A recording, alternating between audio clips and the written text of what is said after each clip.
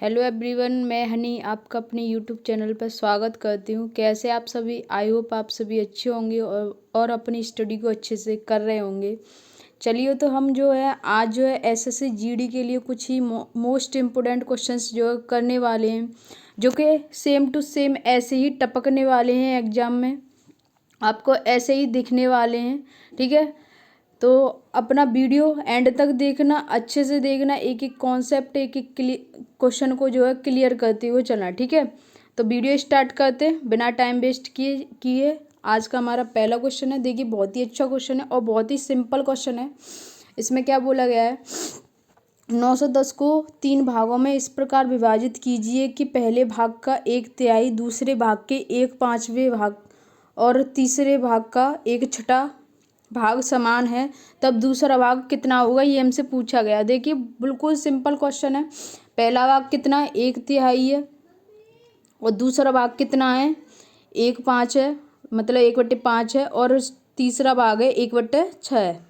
तो देखिए, यहाँ से पहला भाग कितना हो जाएगा, 3 हो जाएगा, दूसरा भाग कितना हो जाएगा, 5 हो जाएगा, और तीसरा भाग कितना हो जाएगा, 6 हो जाएगा। यही टोटल कितना दे रखा है हमें, 910 दे रखा है। मतलब यहाँ से 14 की वैल्यू हमें कितनी दे रखी है, 910 दे रखी है।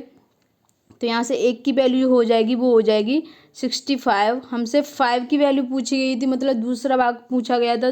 दूसरा भाग हमारा कितना है, 5 है। 5 की वैल्यू पूछी गई थी, तो 5 × 65 कर देंगे तो कितना हो जाएगा, 325 अपना राइट आंसर हो जाएगा। ठीक है, तो ऑप्शन नंबर सेकंड ही अपना क्या हो जाएगा, correct answer, option number second. ठीक है, अगला क्वेश्चन करते हैं। देखिए, ये तो बहुत ही सिंपल था ये क्वेश्चन है।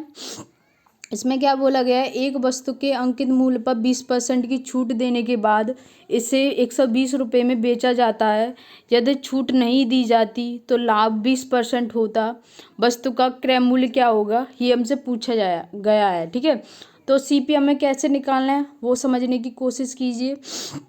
देखिए, छूट जो है एमपी की एसपी पर होती है, तो अपन यहाँ से क्या क्या करते हैं, सीपी एसपी और एमपी का रेशियो निकाल लेते हैं। तो यहाँ से सीपी एसपी और एमपी का रेशियो निकालते हैं। ठीक है, 20% का फ्रैक्शन वैल्यू 1/5 होता है, मतलब कि एमपी 5 है तो एसपी कितना हो जाएगा, 4 हो जाएगा, छूट हो जाएगी, और उसका लाभ कितना, 20%, मतलब 5 की चीज़ कितने में हो रही है, 6 में बेची जा रही है। तो यहाँ से देखिए, एसपी यहाँ पे 4 है, यहाँ पे 6 है, इसको क्या करते हैं अपन, इक्वल कर लेते हैं। यहाँ से 2 का मल्टीप्लाई कर देते हैं, यहाँ से 3 का मल्टीप्लाई कर देते हैं। तो देखिए, 2 का मल्टीप्लाई इसमें 5 में और 6 में करेंगे, कितना हो जाएगा यहाँ से ये 10 हो जाएगा। सीपी एसपी हो जाएगा यहाँ से 12, और एमपी हो जाएगा हमारा 15। देखिए, एमपी से हमें कोई लेना देना नहीं है, ये तो बस दिखावटू है। ठीक है, यहाँ से 12 की वैल्यू कितनी दे रखी है, कितने में बेचा जाता है उसको, 120 में बेचा जाता है, मतलब 12 की वैल्यू 120 की इक्वल रख देंगे। यहाँ से 1 की वैल्यू निकल आएगी, कितनी आ जाएगी यहाँ से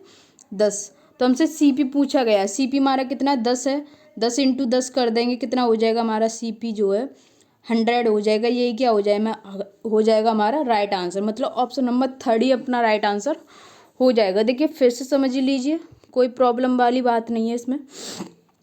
सीपी एसपी और एमपी का रेशियो निकाला, कितना आया, 10 12 15। 12 की वैल्यू हमें 120 दे रखी है, हमसे 10 की वैल्यू मतलब सीपी की वैल्यू पूछी गई है, तो 100 हमारा क्या हो जाएगा, राइट आंसर। ठीक है, अगला क्वेश्चन करते। इसमें क्या बोला गया है एक कुर्सी को उसके अंकित मूल्य पर 10% छूट देकर 720 रुपये में बेचा जाता है। कुर्सी का क्रय मूल्य 640 रुपये है।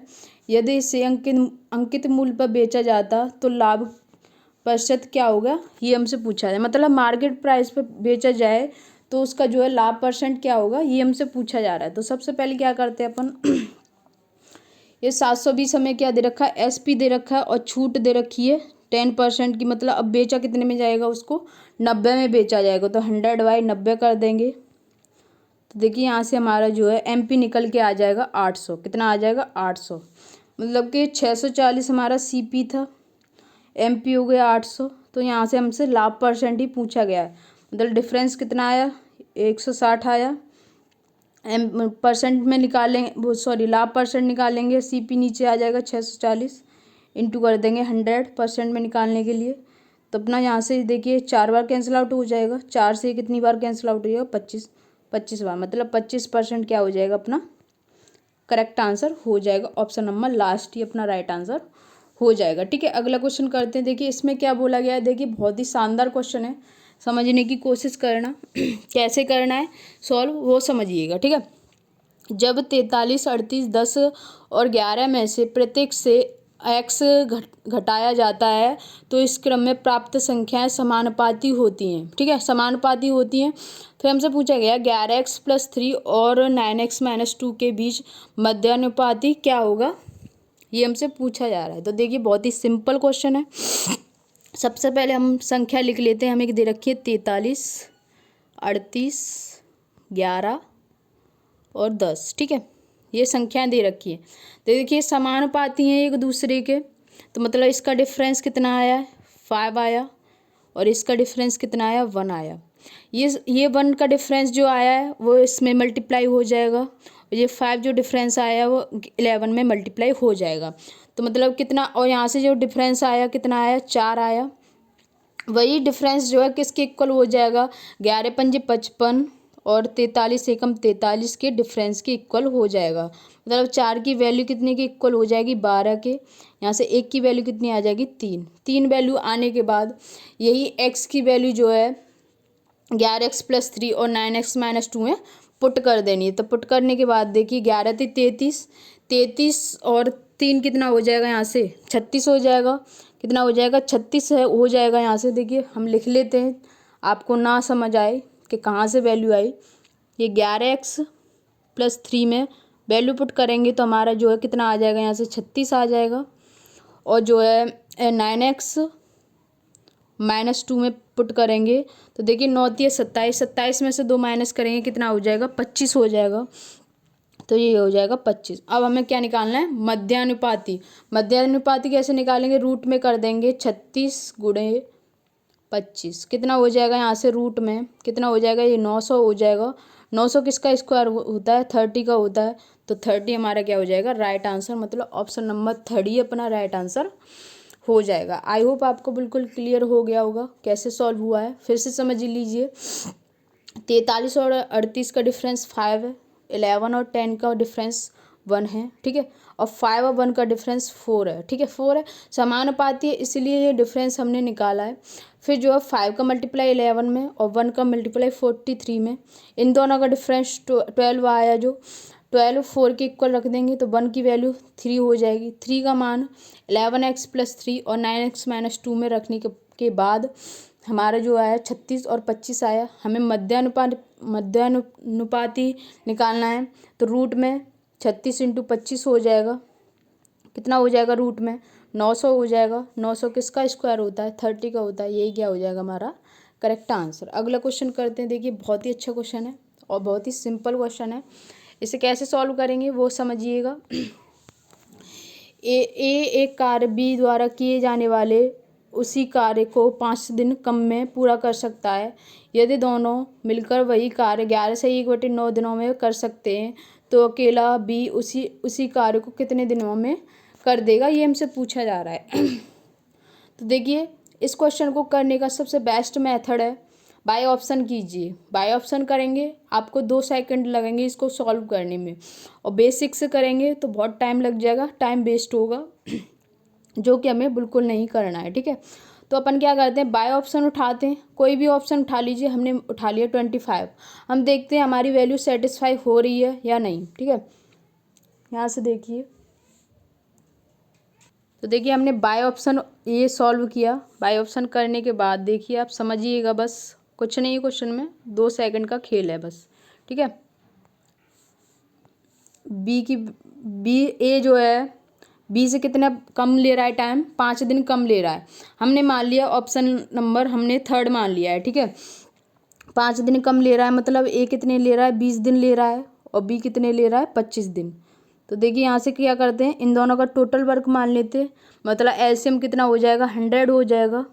तो इसकी इफिशियंसी कितनी आ जाएगी, 5 आ जाएगी, और इसकी आ जाएगी 4। तो ए और बी को दोनों को काम कराना है। ये 100 काम ए और बी कितनी की इफिशियंसी करेंगे, 9 की से, तो कितने दिन में कर लेंगे, 11 सही 1/9 दिन में। मतलब हमारा जो है वैल्यू जो है सेटिस्फाई हो गई। क्या हो गई, सेटिस्फाई हो गई। मतलब हमारा ऑप्शन नंबर 3 राइट आंसर है। मतलब हमारी वैल्यू जो है सेटिस्फाई हो गई।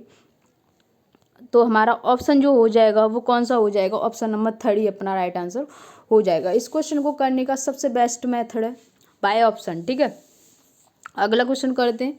इसमें कैसे करना है समझिएगा, बहुत ही सिंपल क्वेश्चन है। अमन स्थान ए से स्थान बी तक 75 किलोमीटर पर आवर की औसत गति से यात्रा करता है। उसने बी तक पहुंचने के लिए 8/15 समय में दूरी का पहला 60% तय किया और x किलोमीटर पर आवर की निरंतर गति से शेष तय किया। तो x का मान क्या होगा, ये हमसे पूछा गया है निकटतम पूर्णांक में। ठीक है, अब देखिए समझिएगा, बस क्वेश्चन कुछ नहीं है, सिंपल क्वेश्चन है। सबसे पहले अपन को 60% का फ्रैक्शन वैल्यू पता होना चाहिए। क्या होता है, 3/5। ये 3/5 दूरी उसने कितने किलोमीटर पर आवर से चली है, 75 से। तो 75 × 3/5 चल दी। तो इसका कितना हो गया, यहाँ से हो जाएगा 15 हो जाएगा, 15×3 = 45 किलोमीटर पर आवर उसने मतलब ये चल दी। तो रिमेनिंग कितनी बची, यहाँ से देखिए रिमेनिंग बचेगी हमारी, रिमेनिंग कितनी स्पीड बची अपनी, 30 किलोमीटर पर आवर से चलेगा। अब कितनी चलेगा, 30 किलोमीटर पर आवर से। ठीक है, अब देखो अब यहाँ से बोला गया है 8/15 समय में दूरी का पहला भाग 60% जो है तय किया है। ठीक है, तो यहाँ से देखिए 60% का 8/15 भाग निकालेंगे तो 60 × 8/15 हो जाएगा। तो कितना मिनट निकल आया यहाँ से देखिए, 15 चौके 60, 4 8 32 मिनट हो गया। तो रिमेनिंग कितना बची, रिमेनिंग टाइम अब हमारा कितना बचा, यहाँ से रिमेनिंग बचा,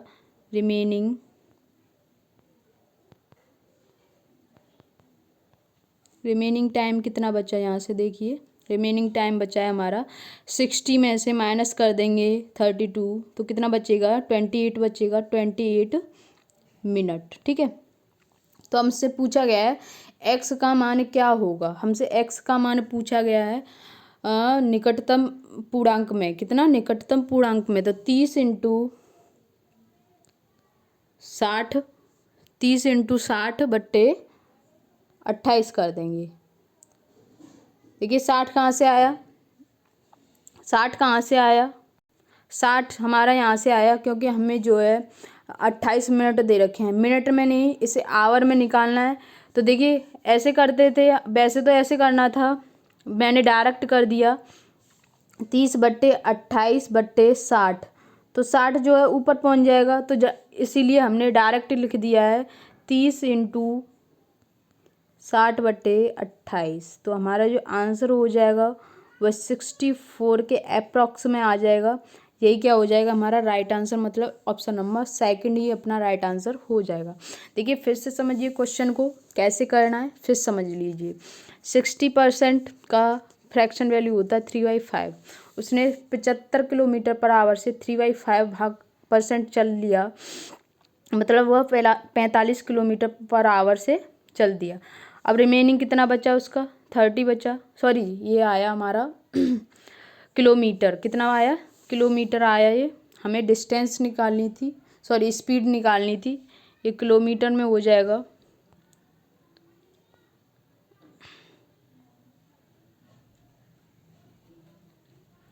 ये हमारा 30 किलोमीटर हो जाएगा। ठीक है, किलोमीटर है ये भी।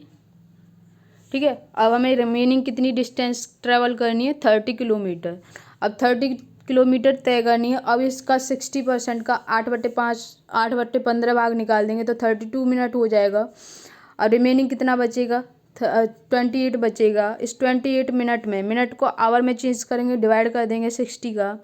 तो ये 30 किलोमीटर को × 60 करके डिवाइड कर देंगे 28, तो हमारा 64 किलोमीटर पर आवर जो है x की वैल्यू हो जाएगी। ठीक है, अगला क्वेश्चन करते हैं। इसमें कैसे करना है समझिएगा, कुछ नहीं है क्वेश्चन, बहुत ही सिंपल क्वेश्चन है, बस थोड़ा कैलकुलेशन है, बस थोड़ी सी। ठीक है, ज़्यादा नहीं है, समझने का ज़्यादा खेल है इसमें। एक व्यक्ति के पास कुछ धन है, वह इसका 20% एक वस्तु खरीदने पर खर्च करता है, शेष का 5% जो है यातायात पर खर्च करता है। उसने 120 उपहार में दे दिए। यदि उसके पास 140 रुपये शेष बचे तो यातायात में कितने रुपए खर्च किए, ये हमसे पूछा गया है। तो देखिए बहुत ही सिंपल क्वेश्चन है। मान लेते हैं हमने उस बंदे के पास जो है 100% धन था, इसमें से उसने 20% जो है कुछ वस्तु खरीदने में निकाल दिया, तो उसके पास अब कितना बचा 80%। इसी 80% का उसने 5% जो है यातायात में खर्च कर दिया। कितना खर्च किया है, कितना रुपया में खर्च किया, 4 किया है, तो 80 में से 4 माइनस कर देंगे तो कितना बचा उसके पास 76 रुपये बचा। कितना बचा 76। अब 76% बचा। कितना परसेंट बचा 76%। अभी बोला 120 रुपये का उपहार में दे दिए और शेष कितने बचे 140। तो उपहार में दे दिए तो मतलब उपहार में नहीं दिए होते तो उसके पास कितने रुपए होते, तो 1400 प्लस 120 कर देंगे तो यहाँ से हो जाएगा 1520। यही 76% की वैल्यू जो है 1520 की इक्वल रख देंगे। तो यहाँ से हमसे 5% की, मतलब यातायात पर कितना परसेंट खर्च किया था उसने 5%। यही 5% की वैल्यू हमसे पूछी गई है। तो 5% की वैल्यू हमारी कितनी हो जाएगी, यहाँ से देखिए 5% की वैल्यू हो जाएगी 80। कितनी हो जाएगी 80। यही क्या हो जाएगा अपना राइट आंसर हो जाएगा। ऑप्शन नंबर डी ही अपना करेक्ट आंसर हो जाएगा। अगला क्वेश्चन करते हैं। देखिए इसमें क्या बोला गया है बहुत ही अच्छा क्वेश्चन है। एक नाव धारा के अनुकूल बिंदु ए से बिंदु बी तक यात्रा करने एवं ए और बी के बीच में बिंदु सी पर वापस आने में 28 घंटे का समय लेती है। यदि धारा का वेग 6 किलोमीटर पर आवर है और शांत जल में नाव की गति 9 किलोमीटर पर आवर है, तो ए और बी के बीच की दूरी क्या होगी, ये हमसे पूछा गया। डिस्टेंस पूछी गई है। क्वेश्चन सॉल्व करते हैं। देखिए यहाँ से देखिए ये कोई बिंदु है ए से बी तक और ए और बी के बीच में कोई बिंदु सी भी है। ठीक है, यहाँ से ये कोई बिंदु सी मान लेते हैं और ये पूरी डिस्टेंस मान लेते हैं हम x किलोमीटर है। कितनी है x है। इसी x की वैल्यू जो है निकालनी है हमको। ठीक है, तो अब कैसे निकालनी है वो समझिएगा। धारा का वेग 6 किलोमीटर पर आवर है और शांत जल में नाव की चाल कितनी है 9। तो x किलोमीटर को पहले चलेंगे तो कितना हो जाएगा 9 और 6 15 हो जाएगा, प्लस x किलोमीटर को अब विपरीत में चलेंगे तो कितना हो जाएगा 9 माइनस 6 मतलब 3 हो जाएगा। और ये बिंदु 2 डिस्टेंस चला यहाँ से a से c तक, c से b तक, मतलब 2 का मल्टीप्लाई हो जाएगा यहाँ से 9 माइनस 6। यही इक्वल दे रखा है टाइम की। देखिए डिस्टेंस अपॉन स्पीड बराबर टाइम के इक्वल होता है। मतलब टाइम कितना दे रखा है 28 दे रखा है। यहाँ से x/15 हो जाएगा, यहाँ से हो जाएगा x/6, यही दे रखा है 28 घंटे की। तो यहाँ से देखिए एलसी अपना आया 90, 15 छक्का 90 और ये कितना हो जाएगा, यहाँ से हो जाएगा ये 6 एकम 6 और देखिए कर लेते हैं। देखिए 15 छक्का 90, 6x हो जाएगा, ये हो जाएगा 6 एकम 6, 6 पंजा 30, मतलब 15 हो जाएगा 15x। ये इक्वल हो जाएगा यहाँ से 28 के। यहाँ से देखिए कितना हो जाएगा 21x हो जाएगा अपॉन 90 इजिकल्स टू दे रखा 28 के। देखिए 7 से डिवाइड कर देते हैं, 7 × 21, 7 × 28, 3 से ये कितनी बार कैंसिल आउट हो जाएगा 30 बार, मतलब कि x की वैल्यू हो जाएगी 30 × 4 कितना हो जाएगा 120 किलोमीटर। मतलब इस x की वैल्यू जो है कितनी आ जाएगी हमारी 120 किलोमीटर। यही क्या हो जाएगा हमारा राइट आंसर हो जाएगा। ऑप्शन नंबर 3 ही अपना राइट आंसर हो जाएगा। आई होप आपको बिल्कुल क्लियर हो गया होगा। 2 का मल्टीप्लाई क्यों हुआ है, क्योंकि उसको 2 डिस्टेंस चलनी है ए से सी तक, सी से बी तक, और यहाँ से 9 + 6 पहले जुड़ेगा, x + y जैसे जुड़ा है फिर x - y हो जाएगा। तो यही जो है किसके इक्वल हो जाएगा टाइम के इक्वल। सॉल्व करेंगे इसको सारे को, फिर तो सॉल्व ही करना है, कुछ नहीं करना है। एक्स की वैल्यू हो जाएगी अपना 120 किलोमीटर। अगला क्वेश्चन करते हैं। देखिए सेम क्वेश्चन है, इसी की तरह है। कैसे सॉल्व करेंगे इसको भी इसी तरह से सॉल्व करेंगे। कैसे, अब क्वेश्चन पढ़ लेते हैं। एक नाव की चाल स्थिर जल में 8 किलोमीटर पर आवर और प्रवाह की चाल 2 किलोमीटर पर आवर है। यदि नाव को किसी स्थान पर जाने और वापस आने में 4 घंटे लगते हैं तो उस स्थान की दूरी क्या होगी। तो देखिए मान लेते हैं, हम डिस्टेंस मान लेते हैं x किलोमीटर। देखिए पहले कितने से जा रहा है, 8 किलोमीटर पर आवर से जा रहा है। फिर उधर मतलब इधर से 2 किलोमीटर पर आवर से। पहले देखिए कितना हो जाएगा ये टोटल, पहले टोटल कर लेते हैं 10 किलोमीटर पर आवर। फिर डिफरेंस निकाल लेते तो कितना हो जाएगा 6 किलोमीटर पर आवर। तो यहाँ से डिस्टेंस कितना ट्रैवल करेगा, ये एक्स करेगा, कितनी करेगा, एक्स करेगा। कितने से करेगा, पहले 10 से करेगा प्लस एक्स अपॉन 6, अब 6 से करेगा, यही इक्वल रख देंगे टाइम के। कितना दे रखा है, 4 घंटे दे रखा है। तो देखिए एलसीएम हो जाएगा इसका 30, ये हो जाएगा 5 और 3 8x हो जाएगा। यहाँ से 8x की वैल्यू 4 से कितनी बार, 2 बार कैंसिल आउट, 2 से कितने बार, 15 बार। तो x की वैल्यू जो हो जाएगी वो 15 किलोमीटर हो जाएगी। यही हो जाएगा हमारा राइट आंसर, मतलब ऑप्शन नंबर सेकंड ही अपना राइट आंसर हो जाएगा। तो इस तरह से सॉल्व करना है, विद इन सेकेंड सॉल्व हो जाएगा क्वेश्चन अपना। अब देखिए ये क्वेश्चन है, बहुत ही बेहतरीन क्वेश्चन है। इसमें क्या बोला जा रहा है, एक निश्चित मूलधन पर एक निश्चित वार्षिक दर से 2 वर्ष के लिए चक्रवृद्धि ब्याज 2050 रुपये है और समान मूलधन पर 3 वर्ष के लिए समान दर से साधारण ब्याज 3000 रुपये है। तो मूलधन पूछा है। सबसे पहले क्या है, कैसे सॉल्व करेंगे इसको समझिएगा बस। यहाँ से देखिए 3 वर्ष के लिए साधारण ब्याज कितना है, 3000 है। तो यहाँ से 3 की वैल्यू किसके इक्वल है, 3000 की है। समझिएगा बस क्वेश्चन को, कुछ नहीं है। और यहाँ से 1 की वैल्यू कितनी हो जाएगी, 1000 हो जाएगी। हो जाने के बाद हमें 2 वर्ष का चक्रवृद्धि ब्याज कितना दे रखा है, 2050 दे रखा है।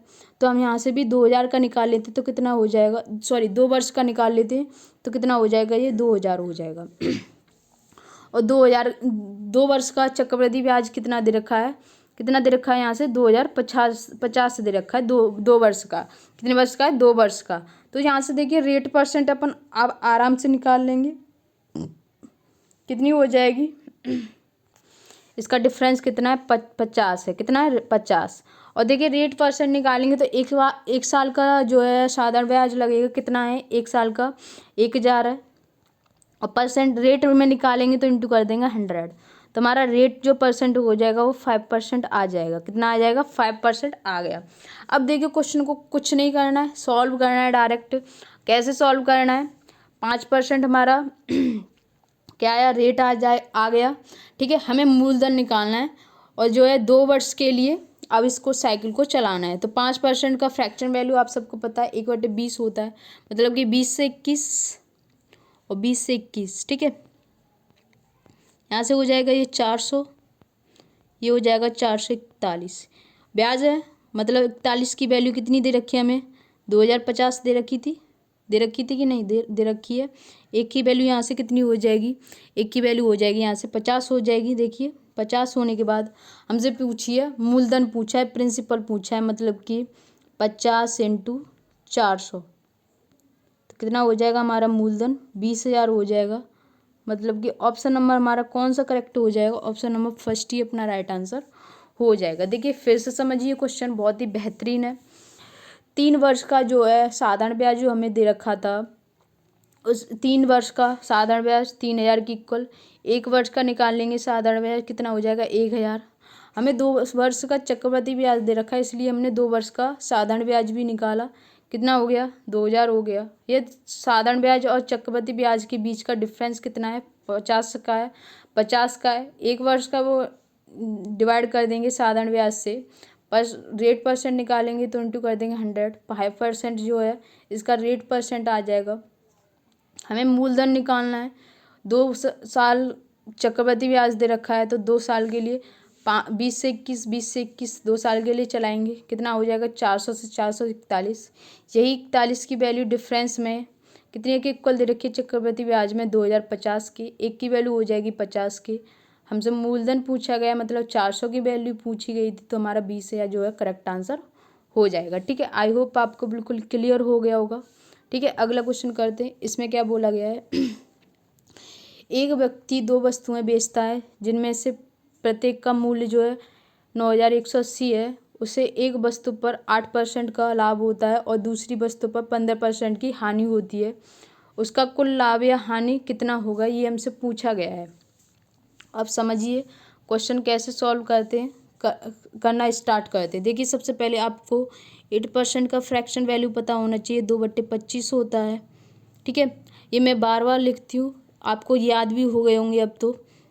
15% का होता है 3/20। अब देखिए, लाभ हो रहा है स्टार्टिंग में, मतलब 25 से कोई चीज़ 27 हो रही है, और इधर हानि हो रही है दूसरी में, तो 20 से कोई चीज़ 17 हो रही है। हमको बोला गया है SP इसमें साफ साफ सेम है, तो हम SP सेम कर लेंगे, तो इधर 17 का मल्टीप्लाई कर देंगे, इधर 27 का कर देंगे। तो देखिए, इसका मल्टीप्लाई करने के बाद हमारा जो हो जाएगा ये हो जाएगा 425। देखिए, 25 का 17 में करेंगे तो 425 हो जाएगा, और ये हो जाएगा 459, ये हो जाएगा 540 हो जाएगा, ये 459 हो जाएगा, और ये देखिए टोटल कितना हो जाएगा यहाँ से, ये हो जाएगा 965, ये हो जाएगा 918, कितना हो जाएगा 918। ठीक है, अब 918 हो जाएगा। अब ये देखिए प्रत्येक का मूल्य कितना दे रखा है 9180, मतलब प्रत्येक का, तो दोनों का कितना हो जाएगा, 2 का मल्टीप्लाई कर देंगे। तो यहाँ से देखिए सॉल्व करते हैं, इसको इधर कर लेते हैं, बॉक्स में सॉल्व करते हैं। 918 की वैल्यू जो है वह 9180 इंटू 2, मतलब प्रत्येक का है तो 2 का मल्टीप्लाई कर देंगे। यहाँ से एक की वैल्यू हो जाएगी 20। हमसे किसका, इनका लाभ हुआ या हानि। देखिए, आपको साफ साफ दिख रहा होगा यहाँ से क्या हुआ, इनमें हानि हुई है। कितने की हुई है, 47 की। तो यही 47 की वैल्यू पूछी गई थी, 47 इंटू 20 कर देंगे, तो अपना आंसर जो हो जाएगा वो 940 लॉस में आ जाएगा। किस में आ जाएगा, लॉस में। तो यही हो जाएगा हमारा करेक्ट आंसर 940। ठीक है, देखिए 47 की वैल्यू हमसे पूछी गई है कितना कुल लाभ हुआ है या हानि। एक की वैल्यू 20 थी, 47 में इंटू कर देंगे 20 का, तो 940 हमारा क्या हो जाएगा, करेक्ट आंसर। अगला क्वेश्चन करते हैं। इसमें क्या है, देखिए एक प्रिज्म का आधार एक समबाहु त्रिभुज है जिसकी भुजा 10 सेंटीमीटर है। यदि सी प्रिज्म की ऊंचाई 10√3 सेंटीमीटर है तो प्रिज्म का संपूर्ण पृष्ठीय क्षेत्रफल क्या होगा, ये हमसे पूछा जा रहा है। ठीक है, अब क्वेश्चन कैसे सॉल्व करेंगे वह समझिएगा। ठीक है, तो देखिए इसमें टोटल सरफेस एरिया का जो फॉर्मूला जो होता है वो सबसे पहले लिख लीजिए आप। क्या होता है समझिएगा, मैं लिख रही हूँ एक यहाँ पे, टोटल सरफेस एरिया इजकस टू होता है 2 into base area of base,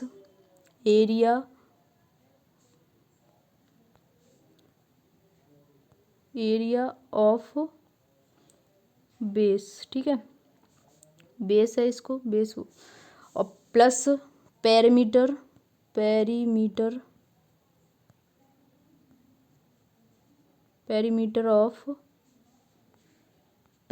of base. ठीक है, इनटू हाइट हो जाएगा, इधर हाइट का मल्टीप्लाई हो जाएगा। ठीक है, ये होता है टोटल सरफेस एरिया का जो है formula, 2 into area of base plus perimeter of base into height. अब देखिए एरिया ऑफ बेस कैसे निकालेंगे, समझिएगा कैसे कैसे निकालेंगे, पॉइंट बाय पॉइंट अपन समझते हुए चलते हैं। अगला पेज यूज़ कर लेते हैं। यहाँ से देखिए एरिया ऑफ बेस निकालेंगे अपन, कैसे निकालेंगे समझिएगा बस। एरिया ऑफ बेस, हमारा एरिया ऑफ बेस हो जाएगा √3/4 ए स्क्वायर। ए स्क्वायर हमारी क्या होती है, भुजा होती है, जो कि हमें क्वेश्चन में कितनी दे रखी है, 10 दे रखी है। कितनी दे रखी है, 10 दे रखी है। देखिए आप सबको दिख रहा होगा यहाँ से कितनी दे रखी है, 10 दे रखी है।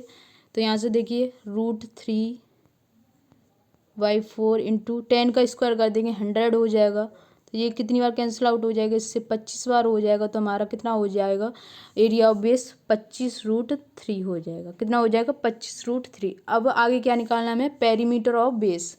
तो पेरीमीटर ऑफ बेस निकालेंगे, पेरीमीटर ऑफ बेस निकालेंगे। तो ये कैसे निकालेंगे, ये समझिएगा। ये होता है पेरीमीटर, 3 भुजा होती हैं ट्रायंगल में। कितनी भुजा होती हैं, 3 होती हैं। 3 इंटू 1 भुजा का कितना दे रखा था, 10 दे रखा था। तो कितना हो जाएगा यहाँ से 30 हो जाएगा। कितना हो जाएगा 30। और हमें हाइट जो है क्वेश्चन के अकॉर्डिंग दे ही रखी है, 10√3 दे रखी है। कितनी दे रखी है, 10√3। तो देखिए इसमें मल्टीप्लाई हो जाएगा। इधर ही सॉल्व कर लेते हैं अपन जो है अब क्वेश्चन को।